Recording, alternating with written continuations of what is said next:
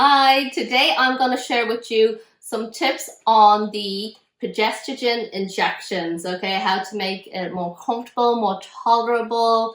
I am the biggest chicken in regards to needles, and I have been taking these daily for over a week now, and I have come together with some tips which I have learned from some medical professionals as well. So let's get straight into today's video. So just a quick bit of background. I am on attempt number 3 for baby number 3. So due to the last 2 miscarriages, I have been prescribed daily injections of the progesterone, okay? And these were the injections that were initially in my packaging, which when I posted about it on Instagram, everyone said that that's wrong. That is not the correct needles. These are for just taking up the medications. So I went back to the pharmacy and convinced them to give me much smaller needles that are about half the size. Okay. And then I consulted my clinic to confirm that it's the small needles because I need a prescription to get the needles. And the clinic came back to me, nope, I was wrong. It's not the small needles. It is the big needles because these are intramuscular injections. It needs to be the long one to go into the muscle. So then I started to panic, and I contacted Jer's mom, my husband's mom, who is a nurse, and she gave me lots of advice, and they have made a huge difference. The number one thing I will say to you is, okay, I had this small injection for the first few days, was totally tolerable, and I was completely panicked when it came to this injection, all right? What my mother-in-law said to me is it's not down to the size of the needle, it's all about how it's done and how you keep your muscles relaxed, okay? I thought that she was just BSing me, but actually she's right. There is not a big difference in the feel between these two needles, okay? It's very hard to put a number on pain level, but if I absolutely had to put a number to it, I would say that this is only 20% more painful than this. If you're like me and you're panicked about the size of the needle, don't be. The size of the needle is not what makes the difference. It's all down to the technique. Okay. And welcome to my room. I'm going to show you the best position for you to be in, and this again was shown to me by a nurse, okay? Ideally, you should be lying flat. So bedroom may be the most appropriate for this, and you lie with your back facing, you lie on your side with your back facing whoever's going to be doing the injection to you, injection for you, to you, okay? So if I am going to be injected on my right side, I'll lie up here. To inject me on my right side, I should be lying on my left side, okay? And have a cushion to bring for the right side, bring your right leg up. Get yourself comfortable, maybe have a pillow underneath your head.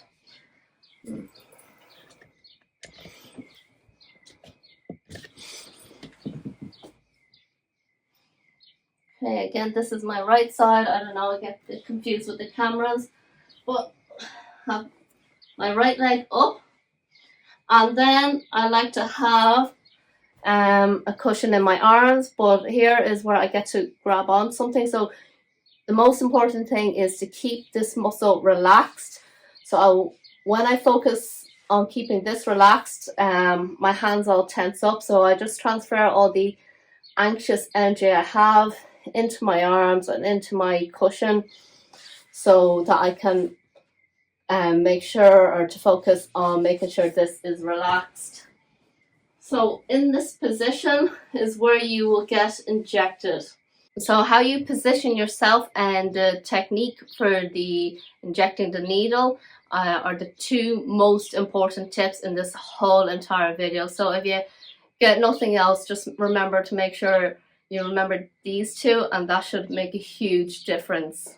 So tip number 1 is to alternate on the bum cheeks. Okay, it's not quite on the bum cheeks, but that's what people say is on the bum cheeks. But alternate, and to help me alternate to help me remember which cheek it is, I have told myself that on even days I will do the right cheek because the right is the right number. So that's how I remember it.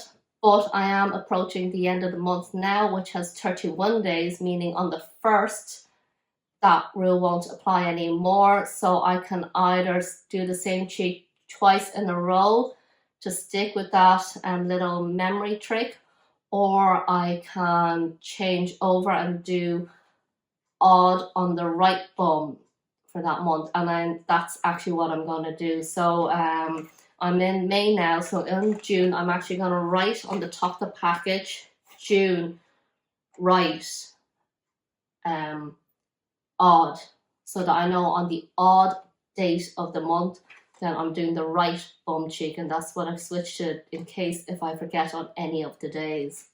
Tip number 3 isn't actually one that I do myself because I'm so nervous. I don't like to prolong the before, but a lot of people have highly recommended numbing the area first, okay, with ice or a cold can and putting on the area for a couple.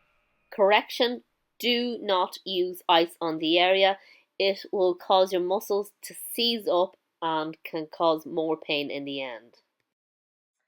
Tip number 4 is to keep it simple. So now double check this with your doctor first. We have double checked with my mother-in-law, who is a nurse, but she says that there is no need to draw up when you have the needle inside you. So to draw up and see if there's any blood coming in, I think it's called aspirate. I'll have the correct wording here, which says that there is no need to do it unless maybe for someone who is quite slim. I'm not quite slim anymore, unfortunately. So it's most likely going to stay in the fat zone. But there's no need to draw the needle up to check if you've hit a blood vessel. You could just put the needle in and just inject. Because this is most likely going to be done by a partner rather than an experienced professional who's done this hundreds of thousands of times. They've literally only done it 1 to 60 times on you as a human pin cushion test. They're not going to be that experienced with kind of injecting and then drawing up and pushing in. So when my husband first did it and he did the drawing up and all, it was quite painful. So double check with your medical, with your clinic first if you do need to draw up. But if they say, you could just inject away and you don't need to draw up to see if you've hit a blood vessel, then just inject away. It's better to keep it simple if it's not being done by a medical professional on a daily basis. Okay, tip number 5. This is the most important tip, okay? It's all about technique, okay? To minimize pain, I'm going to grab something. I'm going to come right up to the screen. I wish I had a tomato to demonstrate on, but I don't, okay? So I only have an apple here, okay? You need to go in gently, okay? Do not jab in like a dart because your muscle will retract. It's like, what the heck is going on here? And once it seizes up, it just becomes a lot more painful. You need to go in gently.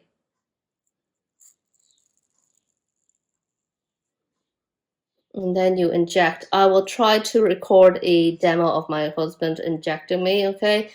But you go in gently, okay? You do not jab in. Do not try to go in as quick as possible.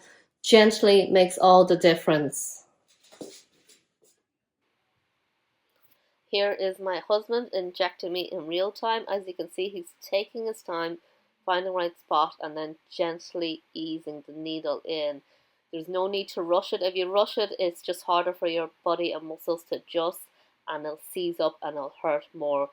When it's eased in, your body will adjust a bit easier and it's far less painful. Tip number 6, if you are nervous about the injection and doing it yourself, is to get a demonstration. So our clinic claim they have videos online on how to do it, and for us to go look at these videos instead ourselves. When I looked it up, all they had was part 1 as in how to prep the needle and get all the medication in. It stopped at that. It didn't show you how to actually inject it. And then we went online to do our own research, and there's just so many videos. Anyone can put up a video. I can put up a video, so anyone can. So what we did was we asked my husband's mom, who's a nurse, to do the injection, but for my husband to watch, and I got her to do it twice and to talk him through it. That way, A, he's more confident in what he's doing, and B, because he's more confident, I'm more confident, and C, because I'm more confident in him, he's more confident in himself, and it's just a circle of confidence. Tip number 7 is to massage the area afterwards. Ideally, use a little warm massage or a lot of rubbing. So just good rub on the area to rub the medication around and relax the muscle. But I have this heat massager from Shen, and it has a nice warm vibrating massage, and it actually makes a huge difference. I keep it on it for around 5 minutes after. So if I'm busy, then 2 minutes. It has made such a huge difference to discomfort for after. There's a couple of days where I didn't get to use it, and I really noticed a difference. So if you have anything like a heated massager, brilliant. Maybe put a heat pack on it or a vibrating massager, but otherwise just give it a good rub for a little while. Tip number 8 is comfy underwear. Okay, so I have this one that I made using the pattern from Made by Jack's Mom, and I use organic cotton. Okay, this is nice and loose, so it just sits comfortably on kind of the injection site, and it's just nice and wide. And B, the feel of the fabric, the organic cotton is just so much softer. We just spent so much money on IVF. A few of these little luxuries help make a difference. I've actually only used organic cotton underwear for this time round 6, or transfer number 6, frozen embryo transfer number 6. I hadn't used it before, and yeah, it makes a huge difference, and makes a huge difference with down there as well in terms of comfort and itching. I go through a lot of tips on how to increase day-to-day comfort during the IVF journey in another video. I'll link that in my description box. I'll try to put it in at the end of this video as well. Tip number 9, so I keep all my injection type stuff in this special pouch, in the one pouch, but within it I also keep a little jar for all the sharps. Just I do get my injections done in the living room, and it just saves having to go to the kitchen, to go to the out of reach area to put the sharps, and then because we'll transfer it somewhere else later, but it's handy to be able to keep everything in the one area. Okay, because it does involve 2 people doing it, so someone else can be busy as well, so the quicker and easier you can make everything, so the other person can go back to work or whatever. It's just that bit handier. Tip number 10, if you have children, then I'd highly recommend keeping everything into the one pouch and keeping it locked. We keep ours under the coffee table, which actually has a child lock on it anyway, but because I access it all the time, there is a small risk that I may be left unlocked by accident, of course. So I'm using this Jujube B-Set large set piece pouch, which has interlocking, overlocking gap here, and then I have this lock here. All the product links will be in the video description box below, but I just put a lock on it. To keep things simple, I just have the combination as the original combination of 000, but once it's locked, I just twist it off so the kids can't easily unlock it. Okay, it's just for my own peace of mind. I like to keep it in a very handy area, again, just to make the whole process as quick and easy as possible, because you do need to do this at the same time every day, and when you need a second person to come do it for you, they might be in the middle of something and they want to go back to do what they're doing as well. So all this helps make things that bit easier. I'd love to know if you will be trying any of these tips. If you will, please do let me know in the comment section down below. If you have any questions at all, any comments, kind comments ideally, please do leave them in the comment section down below. I really wish you the absolute best on your IVF journey. It is just such an emotional roller coaster. Be kind to yourself, okay?